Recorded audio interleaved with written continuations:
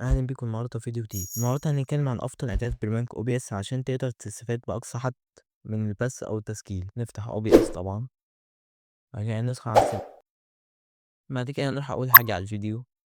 وهنا بقى إيه الإعدادات؟ عندك هنا الريزوليوشن، وعندك هنا ال FPS. الريزوليوشن دوت اللي هو دقة العرض، طور العرض في الثانية.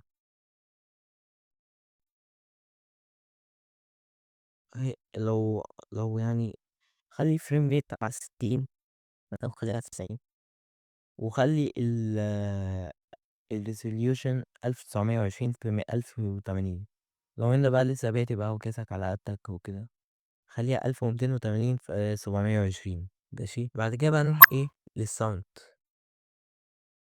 عدد الصوت. بص هنا بقى ايه، ظبط المايك بتاعك. هنا سكتوب اوديو اللي هو الصوت بتاع الاو بي اس. هنا مايك، هنا الصوت المايك نفسه. بس ظبطها بقى، شوف المايك شغال معاك كويس في البتاع ده. بعد كده هنروح ايه بقى الستريم. هنا عندك بقى ممكن تبث على ايه، ممكن تبث على يوتيوب، فيسبوك، تويتش، حاجات كتير بقى. ممكن في حاجات كمان السهرة، بس هي دي اشهر البرامج بس. وتعمل هنا ايه بقى connected account، او يا اما تدوس ستريم كي، تكتب هنا السيم كي.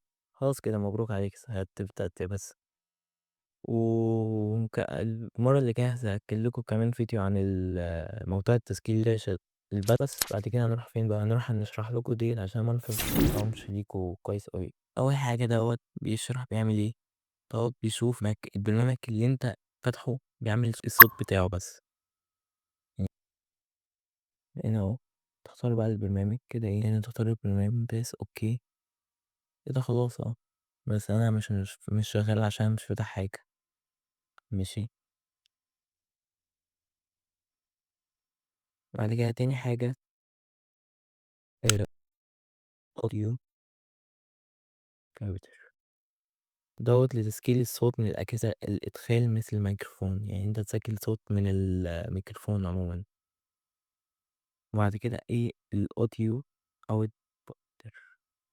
إيه عشان تسجل الويندوز بتاعك، أي نظام بقى انت شغال عليه، وتسمعه في السماعة. عندك مثلا هنا ايه بقى براوسر، تعرض لك الويب على طول عشان تظبط اللون يعني كخلفية والحاجات دي كلها. دوت بيسجل الشاشة كاملة اللي هو أنا بستخدمه دلوقتي. وده بيسجل الألعاب دوت مخصوص للألعاب، يعني مصوت أحسن بالألعاب. عندك هنا بقى إيه عشان تضيف صور أو فيديو أو أي حاجة. عندك هنا إيه بقى، عندك إيماج سلايد شو عشان تضيف صور أو عشان تعرض أي حاجة. وبعد كده عندك الميديا. الميديا دي بتعمل إيه بقى،